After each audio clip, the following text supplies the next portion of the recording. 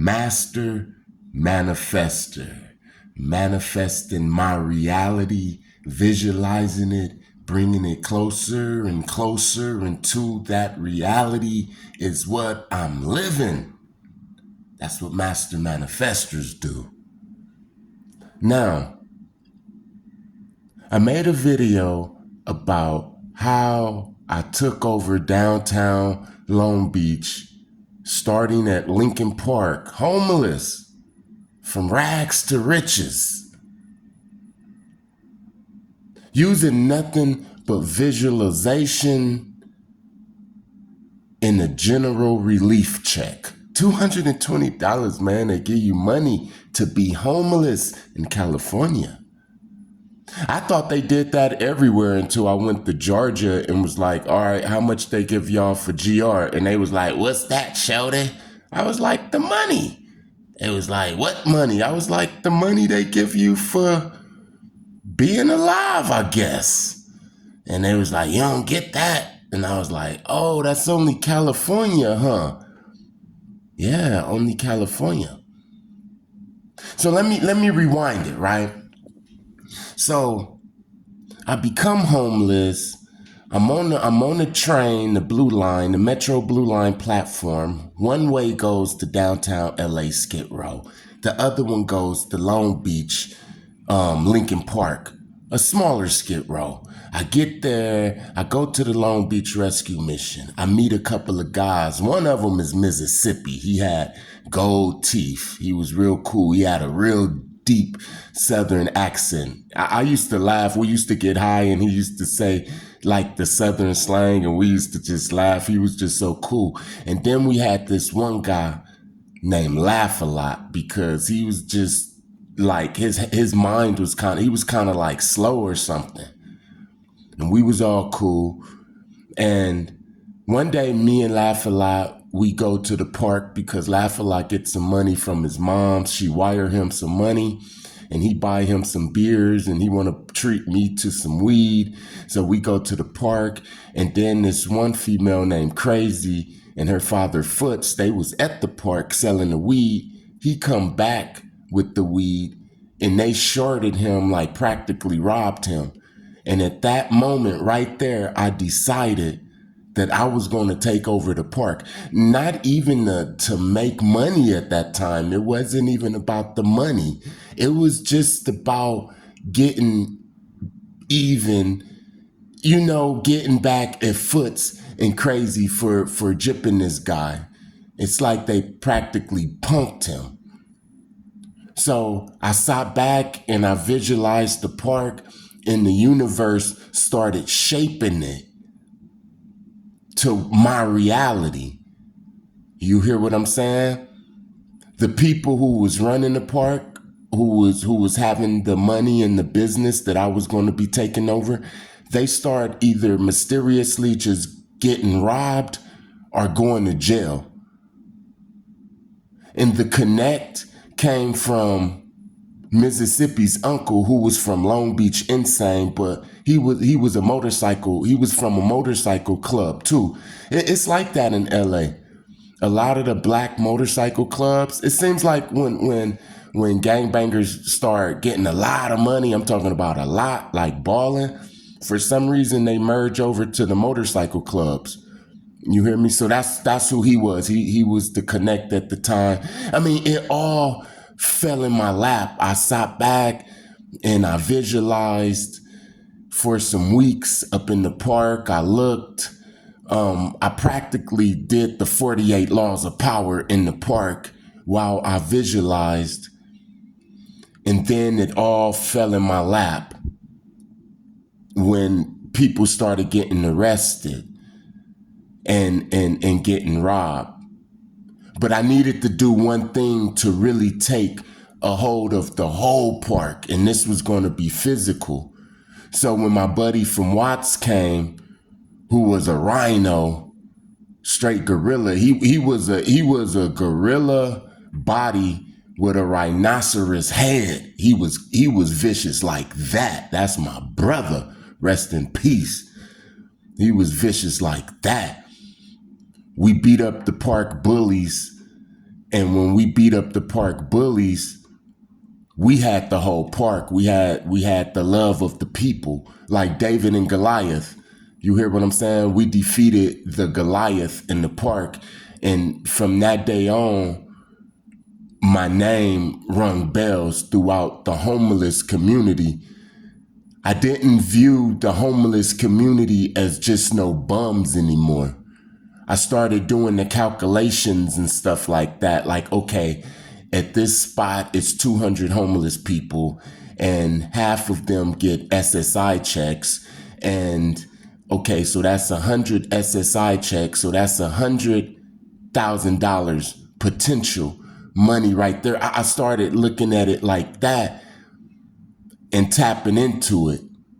I ran into this guy named Preacher, and he lived around the corner from the house. From the park. So now I'm off the street. Every morning I go to the park to sell and different things like that, until I didn't need to do that anymore because I started having workers. I had the whites, I had the blacks, I had the Mexicans, I had the Bloods, the Crips, anybody, whether they was getting it directly from me or from somebody else. Even if you got it from somebody else in downtown Long Beach, you got it from me because I had so many workers. I employed the homeless, and they went into the missions, and they went into the multi-service centers, and everywhere where there was homeless I made sure that they was getting what I had. And at the same time, my brother, he was establishing his part with the crack. But he was also going to plumbing school in Long Beach, the same school I went to, Wyotech, up in Long Beach. He was going there. So he was only in the park for like in the morning time. On his way to school, he'd check up, and, he had 2 workers. He'd check up on them, and then he'd go to school. Then he'd come back, and then he'd get his money and do whatever with them. And then he'd go home because he had a place to live. I was homeless. But at this time now, since I'm big, I'm at Preacher House. Every night we got strippers or these prostitutes and just weed in this room, and this person sniffing cocaine in that room. And it wasn't no crack smoke or no foul stuff like that when I was up in there. But Preacher's girl was on Oxycontins and stuff like that. And that was at a time where they was like $25, $30. I don't know about all of that, but it was real expensive. So I got downtown Long Beach. And my boy, he decided that he was gonna just keep the workers there, and he wasn't gonna come to the park no more. He said he was having dreams and getting nervous. He didn't want to do it no more. And I knew that he was saying that he was about to fall off. He was more about to visualize being a plumber, which was smart. So he did do that. And I got greedy. So I decided to take over the crack game. Remember, I told you that there was a guy in the park who was already over the crack game. But I was bigger than him at this time because my money was coming so fast. And weed, you see, weed is a different type of energy. It's a clean energy. It's the energy that females like and cool guys. So now I'm getting customers that's not even in the homeless community because I changed it up from stress weed to things like Kush and Blue Dream and things like that. I got a dispensary card before it became a real big popular thing. So I was able to get weed from some of my connects was in the dispensaries, right? So I had the newest, latest weeds. I graduated. I upped the ranks quick. And now I decided to buy some dope. So I remember I bought an ounce of crack, and it was rolling. It was rolling for like 2 weeks. I was literally making about $1,000 a day with the crack, and then with the weed, I was making like, so I didn't even used to count the weed because it just used to be so much. Like, this person to give me $50, then this person to be coming up with $150, then this person coming up wanting credit or something, or you hear what I'm saying? But I got into it. It was rolling. And I knew that there was going to be problems because I started seeing the eyeballs on me from the people who was dealing with the other dealer. Because now he's out the park. Also, he's in one of the motels around there, but he's still got his tentacles in the park, just like me. You hear what I'm saying? In the park, but outside the park at the same time. And his people, the whispers and all of that start to come. So I knew it was going to be funny. So one day,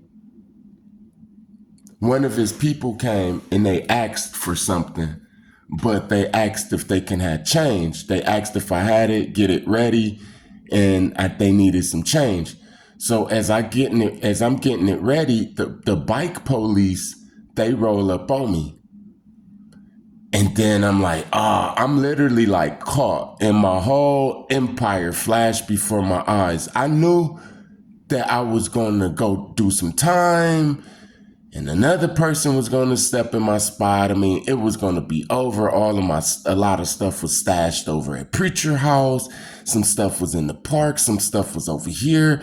I was renting out 2 rooms, but other people was staying there. But I was paying so other business can be conducted and stuff like that.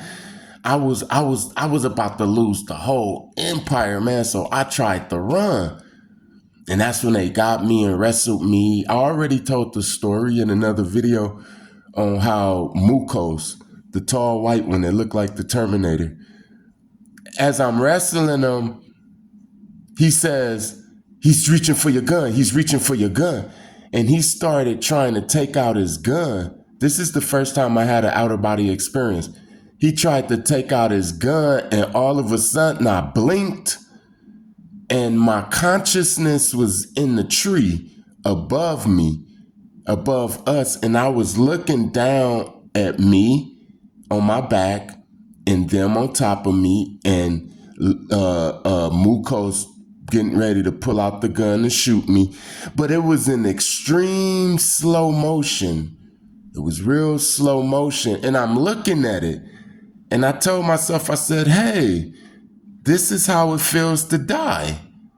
Like, wow, you don't die really. It was like I was some eyeballs floating, looking at what was happening. And I was like, wow, they're about to kill me. This is how it feels to die. It was like I was light. I was real light. I was free. It's like I wasn't hungry or anything. It was just like, I didn't even really care if they killed me. Actually, I felt that I could just float away in the blink of an eye. But something said, you got a choice. You don't have to let this happen. And I said, oh, I don't. And then I blinked, and then I was back in my body wrestling them. And then the dope fell. And the white girl, Red, that's on my team, she grabbed the dope and she was like, here, leave him alone. And I was like, run. So she ran out the back park, and Mukos got off me and ran towards her. Now, this is what I didn't say in the other video. I didn't go this in detail. He ran to chase her, and I immediately gave up. I'm on my back, and now Lou is on my back, and my hands is open, spread out, and my legs is spread. Like, I give up. You know what I'm saying? It's like I got my hands in the air, but I'm on my back, and he's on my stomach. And he takes out the taser, and he put it up to my jugular vein real hard, and he said, close your eyes. It's going to be over in a minute. And I said, what? I was about to say, I got a heart condition. Like, don't shoot me with that because I got a heart condition, which I don't. But I was for to say, I got a heart condition. But I just said, I got a heart, man. I got a heart. And then some other police, they grabbed my legs and they started beating me up. But they wasn't trying to kill me. That's why I say that those police saved my life along with the beautiful red. She saved my life. God allowed all of this to happen. He stepped in. You hear what I'm saying? And you know, as we was walking to the police station, because the park was so close to the police station that we literally walked through the park, through City Hall, to the damn Long Beach police station, right? And as we walking, Lou, the Asian police who with the taser, he kept saying, he was like in shock, like, I could have killed you. I could have killed you. I'm like, what are you talking about, man? He's just like speaking out of his head, like, I could have killed you, man. I could have killed you. It was like he wasn't talking to me. He was just saying it. He didn't understand why I wasn't dead type thing. You hear what I'm saying? That was a hit. They tried to get me. But anyway, after that, they didn't have no evidence on me, the dope and all of that type of stuff. They let me go after 9 days. We was getting harassed by the police, so we moved to Phoenix. Then after a couple of months from Phoenix, we moved back to downtown Long Beach. We moved in with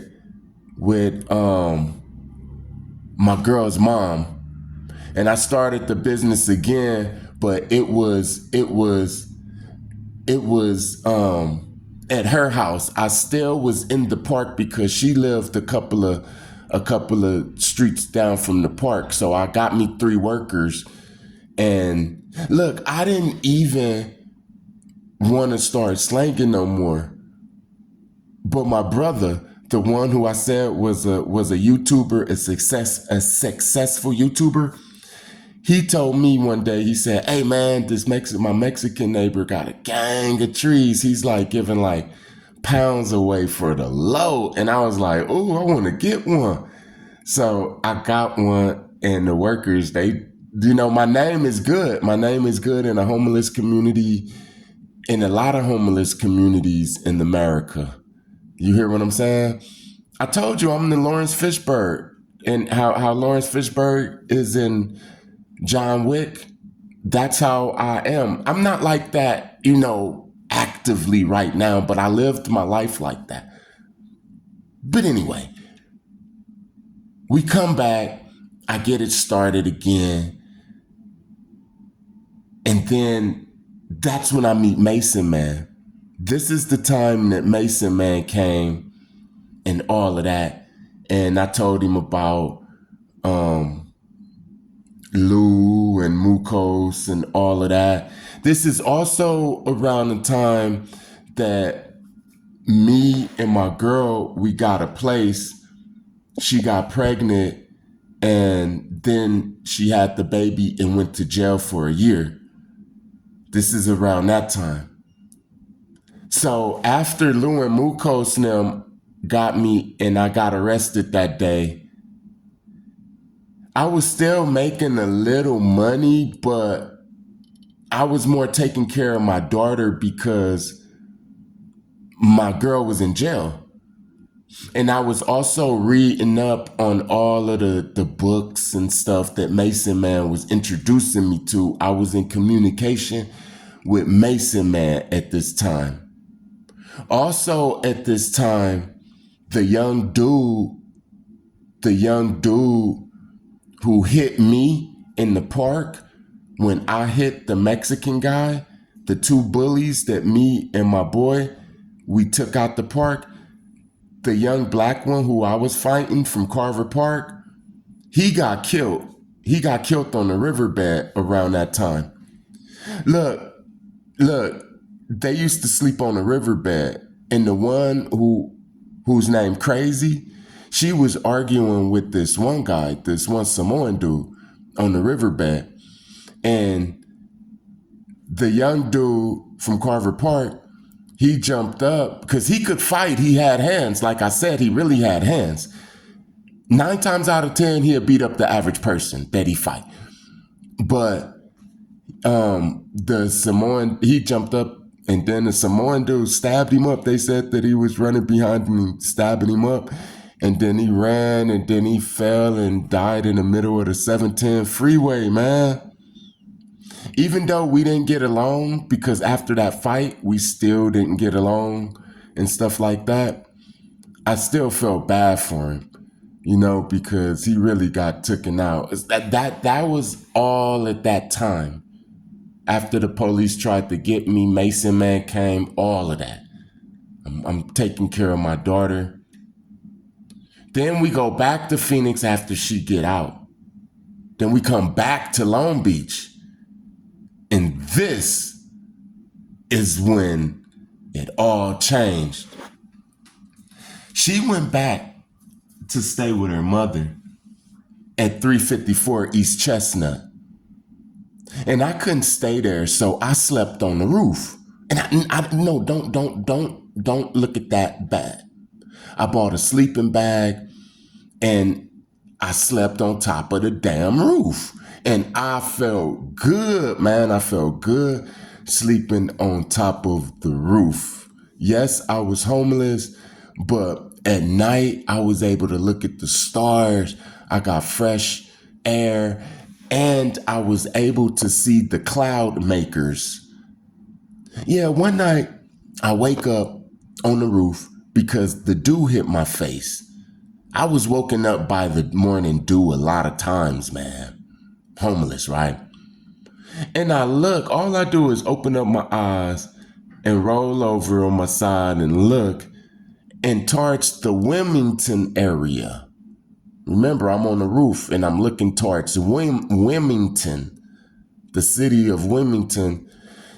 I seen this big smoke coming out this pipe. And it got bigger and bigger and bigger and bigger, a thick smoke, and then it clipped off and it floated in the air and it stood there. And I sat there for like an hour and just watched this machine make clouds. And I was like, wow. So I'm sleeping on the roof. I'm going to Gold's Gym because it's right down the street to take showers and things like that. This is how I get deep into working out. Because I was just doing push-ups and things like that. I really wasn't, really deep into it, but I got deep into it because I got a membership because I wanted to take a shower and brush my teeth in the morning. So right in the morning when the gym opened up, I go to the gym and then I take my shower and then I leave. But then one day I was like, man, I'm about to work out. And I haven't stopped working out since. You hear what I'm saying? So that's how I got really into working out, because I had to go to the gym, you feel me, to freshen up. And in the morning, my girl, she'll have my backpack ready and all of that and all of that.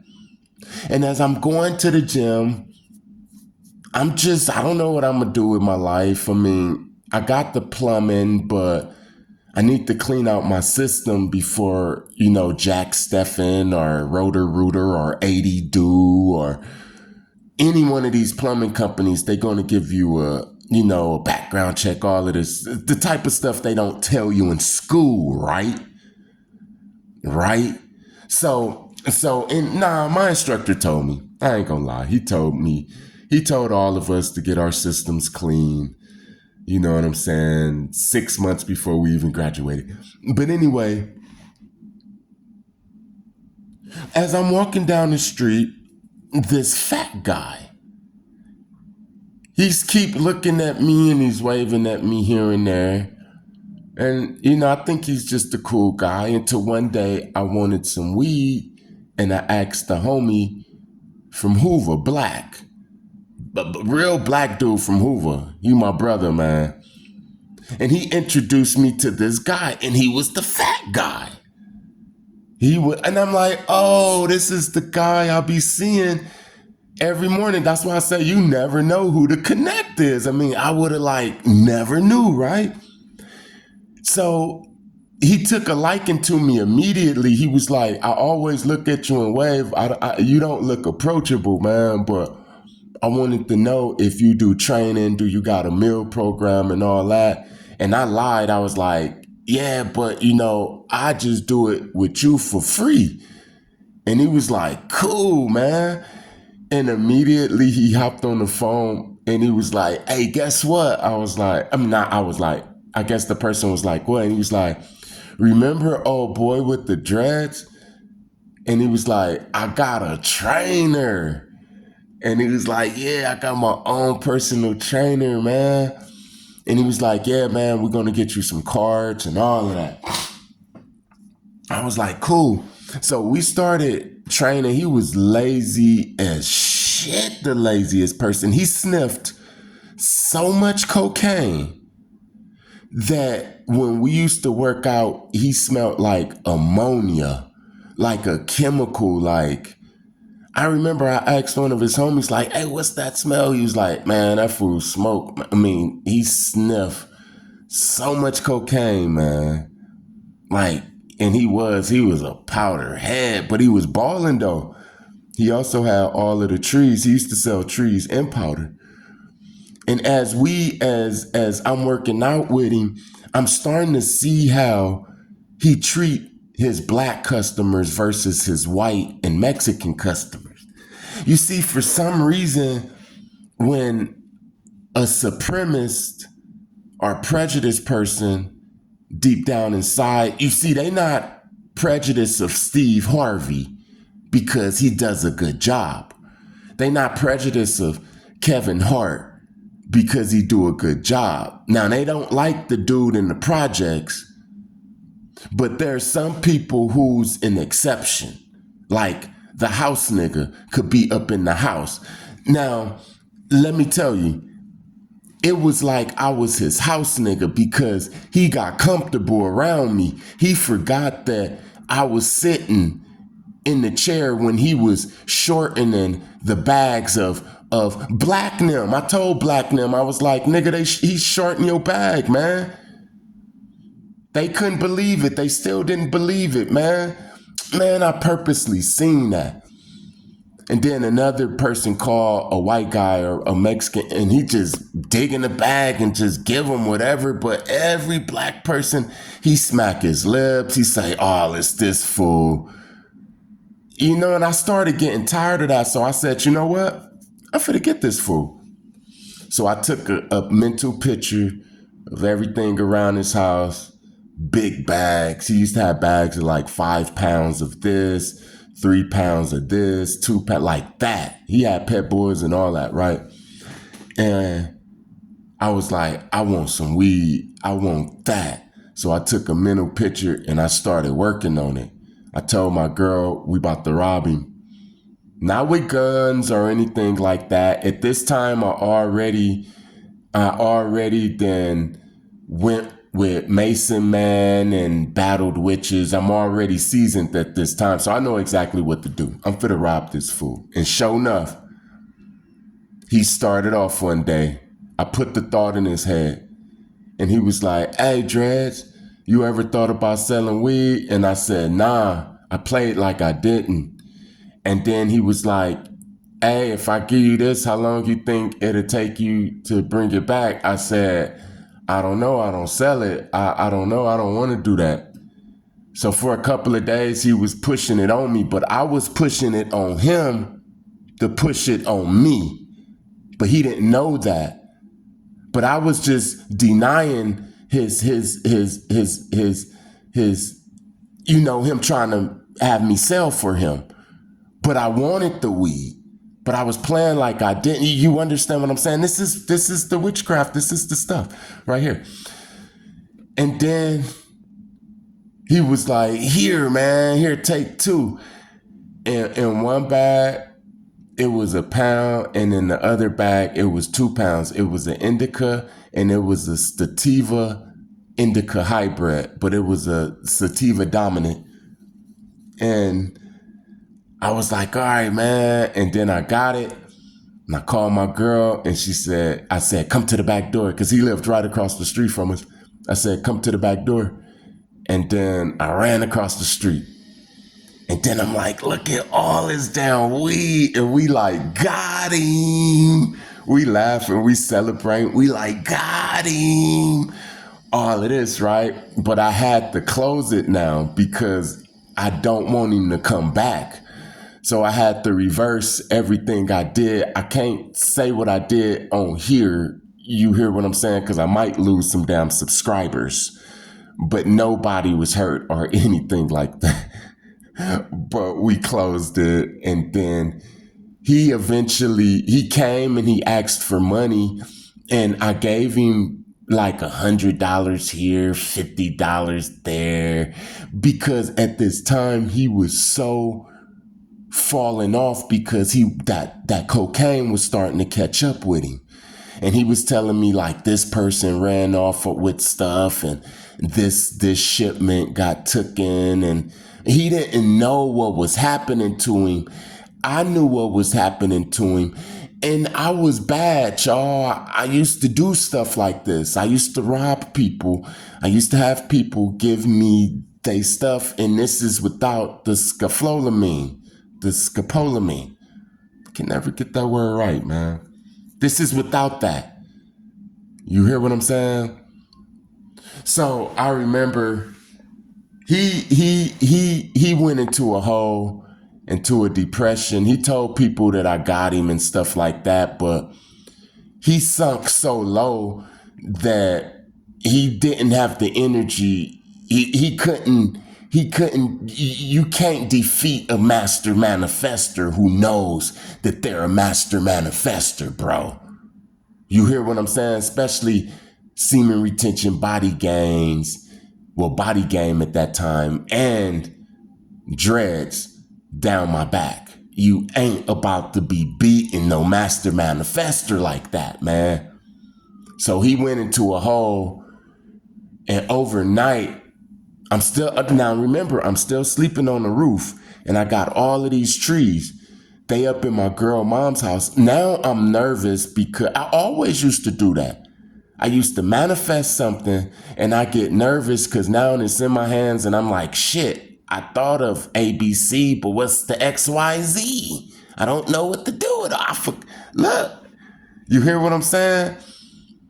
So I'm sleeping now and I have to sit and visualize it getting off, but that's quick because I already got a lot of weed off. So as I'm on top of the roof at night, watching the clouds being made, amazed on how the damn clouds was being made in Wilmington. Yeah, it's a machine, cloud making machine. So I'm visualizing getting all of this weed off because this is thousands of dollars worth of weed. Plus I'm pushing back his energy because I already know that he went to go talk to some people and he's getting a little bit of energy over these days, and I'm having to push that down, and I have to visualize getting this damn weed off. I got some customers, and they was coming. I had 2 customers. I remember Jay from Fruittown, Peru. That's my boy. That's another one of my brothers. There's a small section on 4th Street up in Long Beach, downtown Long Beach, with Perus, and they cool. They was my customers and stuff. I wasn't in Lincoln Park no more. I was starting to sell to just regular people now. And I had all of this weed, bomb weed. When my girl moms came in that day, she was like, who got that damn weed? I mean, it was so loud you could smell it coming up. Look, when I used to pick up, when I was in the height of my game, you could smell my trees, my apartment outside of my apartment building. It was so loud. You hear what I'm saying? It don't get that loud until you start getting like a pound and a half and more of like fire, right? So I'm making now, I got these customers. Jay from Fruittown, he knew a lot of people. And the other homie from Insanes, he knew a lot of people. So although I only had 2 customers, they used to come like 5 times a day each, right? So I'm making like $200 a day. And this is all profit because I didn't have to pay for it, right? So I'm giving them love too, right? And my girl moms, she get mad. So she decides to move a couple of doors down in the same apartment building, but a couple of doors down. And now I'm like, I got the apartment building, right? I immediately moved in, put the trees up. Now I'm like, bam, I'm in business. I visualized it. I got it. I got all the dude weed. I got pound with nothing, with no money. No money. I'm not telling you no story on how, you know what I'm saying, I made all of this happen with money and investing. I'm telling you this how I made it happen with no damn money. With nothing but a thought, a seed. You hear what I'm saying? I got it. I'm sitting up in this place and I'm looking around. Now I'm decorating the place with my visualization. I'm decorating it. I'm putting a fish tank right there. I got a massage table. I got all of the white towels. I made this little room into a massage room. I said that in another video. I became a masseuse. I didn't go to school for it or nothing. I just got all of the stuff and just got the rubbing on people's. And they just got to liking it. You hear what I'm saying? And then I got the stereo, a turtle tank. I got a fish tank that was like a cylinder, a big cylinder, you know, tall one. Then I got a long 50-gallon turtle tank. It just had like a fourth of water down there. I had amphibians and stuff like that because I was really into what I was into. I had salamanders and everything. I had Pac-Man frogs. I had a toad, black widows, different things, praying mantises, you know, on like a display, all types of different plants. I decorated and stuff like that. And within about 6 months of getting the weed from the guy and getting into that place, it was a mini Playboy spot. My girl, she moved down the hallway with her moms. I was just giving them money, and you know, it all worked out. And I took over the place right there. I took over the place, and then right across the hall, apartment number 4, I got in there and rented that out also. And that's where I used to grow. That's when I started making bukus of money. So I turned that place into a grow place. I got 3 4x4 tents. I got everything I needed. I didn't know how to grow or anything. I didn't know anything like that. It was only a couple of YouTube videos at this time that even talked about weed. So I got books. I learned the lights.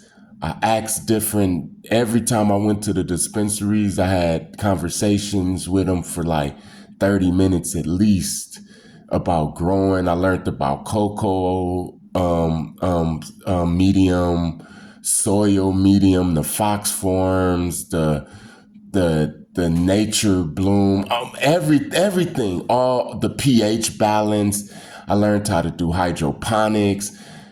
Now I'm officially the man. I'm on a different level than I was in the park because now this is the gold chain. This is the Air Max, the Jordans and the Timberlands, the Stacey Adams. This is the wine, the champagne. This is the women who is teaching me how to be a classic man. Like, what you mean you don't drink wine? Get that mad dog. Hey, Dreads, get that Mad Dog 2020 out here. Look, it was this girl. She said, and now I know she was a damn alcoholic, but she was fun. She was real fun. She said, "I teach you about wine if you supply it." And I said, "Cool." So she taught me the difference between the different wines, how they taste, which wines that women like more, different things like that. She taught me that. You hear what I'm saying?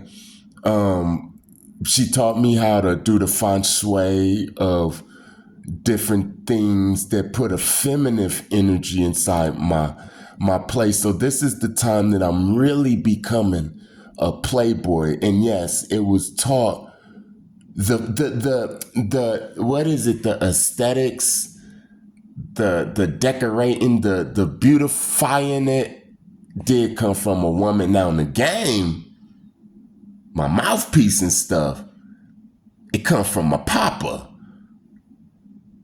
But the the good smells, which smells to smell, which ones to put in your house, and put some fruit out. Next time, put some fruit out. Oh, Dredge, you ain't got a fruit basket, man? Like that type of stuff. And this stuff did attract way more women. I mean, I made way more money. I was selling about a half a pound of weed a day with single from a gram to like an eighth. And I don't want to say what I was selling on the other end, but I was able to do a lot of things. A lot of things. I had a driver now. It was a female also. She had a white BMW. She used to go take me to get it, pick me up and stuff like that. Uber. She was my Uber before Uber was Uber. I had an Uber. I used to sit in the back seat and everything, on everything. I sat in the front seat a couple of times, but I sat in the back seat because she started acting weird. I told her to get off the freeway on one off ramp, and she played like she didn't hear me. And I'm like, look, these is the things that people overlook when they get set up. Now she's setting you up, and you set up, and you be like, man, I should have known when she start, acting, when she start malfunctioning, man. Nah, so I had to get rid of her. But man, gold chains, my locks used to get greased. I used to take pictures, man. I was swole. It was more people that started moving in the apartment building. Like this one dude, he was from 155 Paru. He had a cousin from East Coast, and they spot was like the kicking spot for them. And they had these two females. I called them salt and pepper because one was black and one was white. They was real thick. They was cool. I never hit or anything like that. They was just like some homegirls. They was some good customers. Man, I had it rolling. It was people who was coming to be introduced to me. You hear all from visualization. I seen old boy who I got the weed from, and he lost a lot of weight, but it was like crackhead, like drug loss of weight. He dropped a lot of weight. I used to feel sorry for him, but I couldn't give in because that will block and then that'll stop my blocking and start making him get his energy back. And I couldn't do that. So I had to be cold with it, like ice cold. Like, I don't give a shit what you're going through. But a little bit of me, it did feel sorry for him and stuff. But when you playing this game, you can't just be playing around. You gotta, you know what I'm saying? You gotta cut the head completely off the snake, or it'll come back and it'll bite you. So I didn't give him no love. I didn't, every time he wanted to talk to me, I didn't look him in his eyes, and I was cold, and it was to the point, and it was like, I told you I'll give you your money when you go ask this dude. And then, he became like a smoker, like he kind of fell. He still had power, and I never underestimate a person. So every time I seen him, I was ready for whatever, but he fell. And then I'm at the top of my game, man. Everything is good. Everything is going good until some gypsies came. At this time, nobody could defeat me. I had the money to go get the things that I needed. I had the connection to get the devil's breath if I needed. Not only is my name ringing in downtown Long Beach with the regular people, I'm still connected with the homeless people, and my name is ringing inside of the shadow world. I could go into the back rooms at this time. I can get you touched. You hear what I'm saying? The invisible bully. I can send those invisible bullies. And remember, even if I don't summon up the spirits, because I don't and I never did, by me being popular in the shadow realm, the shadow world, I have the connections that can do that. You hear what I'm saying? Like there might be a gangbanger and he don't kill people or anything. He cool and everything. He just sell weed and he's a gangbanger. But by him being the cool, popular guy inside the gangbanging world, he can make a phone call to go get those killers. And he don't have to go do it. He got the money and he got the reputation. You hear what I'm saying? People owed him favors. He probably digged in trash cans and got the maxi pads for a witch or whatever. It's a lot of favors and a lot of, things that go on in that world. So at this time, and still to this time too, but at this time, I had it. You didn't want to mess with me. You would drop dead. And I will go get that. And I did have to connect, the direct connect. Man, I'm talking about, I have people that don't even speak English that I need a damn interpreter to go with me to go places that you have to take off your shoes and walk backwards and things. The back room. I had connections to the back room. So, I'm not even visualizing anything. I'm just living. I'm on this wave. I'm smelling good, looking good, man. All of the women liked me. Everyone that ever seen me at this time in downtown Long Beach, it was my energy. It was my kingdom. It was mine. All of it was mine. You hear what I'm saying? The birds used to land on my window and chirp to me in the morning to wake me up to let me know that this was mine. I was the king of downtown Long Beach. Now, there's some people that was in downtown Long Beach at that time, and all the times I ever took over downtown Long Beach, that's listening to me right now, and y'all got the right to comment. Come on. And I bet you your ass agree with me. You remember dreads. You remember my big nose ass selling all that weed, making all them moves. Until the damn gypsies came, man. Now them damn gypsies, they cold, man. I never believed it. I just thought that they crystal balls and tarot cards and the movie Thinner. You ever watch that movie Thinner when that fat dude hit that gypsy and killed her? And that dude rubbed his face and said, Thinner. And he couldn't stop losing weight. I thought it was just, in the movies, man. But no, it's real. And they have endless amounts of relatives. I mean, endless. I thought that Mexicans had the big families, but Mexicans don't have the biggest families. It's the damn gypsies. They can call up 100 people for real. And they all know each other. They all know each other's name and they all on each other's side. You know how much manifesting off the grid of each other's consciousness they do? They came. One night, I had a dream. I had a dream that I was putting money up in the bucket. It was a hole in the bottom of the bucket. And one of them little gypsy kids had a bag at the bottom of the bucket, collecting all the coins that was falling out. I woke up immediately. I said, they trying to rob me. They trying to get me. And sure enough, I started losing a little money, a little customers. Now I'm starting to panic, right? Because it's so many of them. And they not scary. So it's not like I can intimidate them. Now listen, although I can manifest and all of that, I'm not from a gang.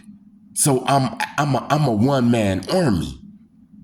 This is why I got into the craft and sorcery and all of this. This is why I got into it. Because I'm a one-man army, so I couldn't call all of those people. So I couldn't hit them physically because they had too many people. I couldn't hit them spiritually because their manifestations was popping way faster than mine. Like I was through. When things like that happen, you either gotta go to the back room or you gotta give it up. But understand that going to the back room is like pulling a gun out on the police. Only one person is gonna walk away. They gypsies, you better be real careful who you messing with, man. You hear what I'm saying?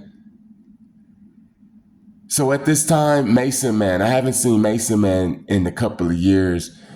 I don't got nobody to call personally that will help me manifest off the grid of the consciousness because I got big-headed. I'm making like $4,000 a day at times. I mean, I got big-headed, so I burnt a lot of bridges. It was like a lot of people was like, aha. You feel what I'm saying? I didn't want, but some advice that certain people gave me. My homegirl, she told me that if I go to the back room, then it's war forever with the gypsies. Even if I defeat these ones, then it will be a war because they believe in bloodline things. So they children's children will continue to cast on me. And it's just me, so am I really ready for this war? And I really wasn't. It's the first time in my life that I met my match. And it came with some gypsies that lived in 354 East Long Beach. They lived in apartment number 3. And they rented out another one. They rented out another apartment. And they put this gay dude, one of their gay relatives, and you have to remember they are totally blasphemous. Totally blasphemous. So he had literally like flaming homosexual parties and different things. And my customers used to come like, hey, what's up with this? Because it'd be like 5 or 6 like flamers. And these ones is people that talk to people. So when my customers come, they like, hey, big boy. Like they was purposely doing it. I was so under attack that I came out and I was like, hey, let me holler at you, partner, to the head one, the father one. And we talking and I told him what I said and he was like, he can't help it, just do what I gotta do or whatever. So I was like, all right, then fuck you then. And he said, oh, fuck me? And I said, yeah, fuck you, motherfucker. And he was like, oh, okay, my friend, have a good day and stuff like that. Like, you just be cool and everything. And I got real scared. About 3 days later, right? I said this in another video. and I'm starting to get tired, so I'm gonna end this. And listen, about 3 days later, I'm in the gym. I woke up in the morning and I goes to the gym, and my girl called me. She's keep blowing me up, blowing me up. She know damn well not to call me while I'm in the gym, so I knew it was an emergency. And she said, "Hey man, it's a lot of maggots on the floor." And I said, "Maggots on the floor?" So I immediately go to the house. And sure enough, it was maggots all on our floor. It wasn't piled on the floor, but it was a maggot right there, and a maggot right there, and a maggot, and a maggot. Probably like about 200 maggots all spread out all over the floor. So we cleaning it, we clean it up, and then we talking, and then they start popping up again. So we do that for like 3 hours to where I'm starting to go crazy. I'm starting to say, we're about to move. And then she was like, then they got us then. And I was like, hell, they got us then, man, because I just don't like this shit. And they was just popping up. Like we cleaned it with hot water. Then we cleaned it with hot water and vinegar, then hot water and vinegar and bleach. Then we cleaned it with cold water, man. We did everything we could. We did it 1,000 times. And then we start looking at the floor like we gonna see where they popping up from. And they wouldn't pop up. And as soon as we get tired and look away and look back at the floor, it'll be like 5 of them. We like, where the hell they coming from, man? We mopping and it's crazy. And then I just said, God, please, I give up. Please help me. Do I move or do I? But I couldn't hear the voice, man. I realized the voice was real low. I've been doing too much witchcraft, man. And I finally met my match. Man, with these damn gypsies.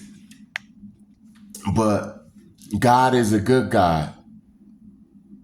God is a real good God. So he stopped that immediately. He showed me in the spirit realm that it was a little troll. It was real little, like 2 feet tall. And he had a bag of maggots. He had like a little bag, like how people be having their little man bags. He had like a man bag full of maggots, and he was just running around the house like giggling, just throwing them, and then he'll hide behind the couch, and then as soon as we don't look, he'll just run back and throw some more, and then run to like the bathroom and hide. But my girl couldn't see it, but I could see it. I could see. I'm a seer too, and all of that. But anyway, I damn near lost my mind. After that, they sent this demon to me, and it just started going, owie, owie, owie, owie, like a sound, like a siren in my head, like, ooh, ooh, ooh. It was driving me mad, and then I just wanted to rip off all my clothes and run outside. And I start taking off my socks and taking off my shirt, and I start pulling my hair, and I start shaking my head like, ah! And then it's like, you gonna be like this forever. And it starts showing me glimpses of them crazy people who be walking down the street with no shoes on, and it be hot or it be real cold, and they got real matted hair, and they just be like, oh. The demon was like, I'm the demon who drive people mad. You messed with the gypsies. And then I could see like different gypsy faces, flashes. Like as I blink, I see a flash of this family member and that family member and this family member. And I'm crying, man. And then I run down the hall and I grab my girl, and then I grab her, and she said, what's wrong? And I can't talk. Because you see, when you really under this type of possession, you think you're going to be saying no weapon formed against you should prosper, huh? Man, it's demons that'll make you say, blah, blah, blah, blah, blah, blah. I was saying that, man, they scrambled my brain so much. It was a demon. And she had to say, no weapon, no weapon. And I say, no weapon, no weapon, no weapon, until I got my strength. And I'm like, no weapon formed against me shall prosper. The blood of Jesus, the blood of Jesus. And it was trying to come back. And it's like we was giving myself an exorcism. Me and my girl gave myself an exorcism, man. I don't know if a priest could confirm if a person can give themselves an exorcism. But I remember after that, I felt real like I had to use the bathroom. Now, don't think I'm crazy, and I don't want to say this because a lot of people wouldn't understand. But after the no weapon formed against you should prosper, and I'm like, the blood of Jesus, and we just praying, and I'm crying and sweating and spitting and saliva and foam and all of that. I had the urge immediately to go and take a pee. So I went to the bathroom, and this is the first time this ever happened in my life, and it never happened before. As I start to piss, I start to scream. I said, ah, because it was like a marble was coming out. I was pissing out a marble. And when I pissed, it was a big bloody loogie. And when I screamed, a big bloody loogie came out of it got stuck in my throat. At the same time I'm pissing it out. One is stuck in my throat, and I'm like, ah! And I don't know if I want to scream because the piss or try to clear my throat. It's like it's trying to kill me. Then I'm like, oh! And it just, the piss in it came out, and it was just in the toilet, a glob of, I don't know. And on the floor and everywhere, it was just a solid mass glob of like a thing, like, I don't know. Please don't think I'm crazy or nothing like that, because I had to do research, man. My moms didn't know what happened, but immediately I was relieved. I took a deep breath. I was relieved. Oh my God. I knew that had to have something to do with what was happening to me. So I prayed because nobody didn't know what that was. And the Most High led me to this preacher, pastor, whatever, named Derek Prince. Derek Prince. He talks about demonology. He's on YouTube.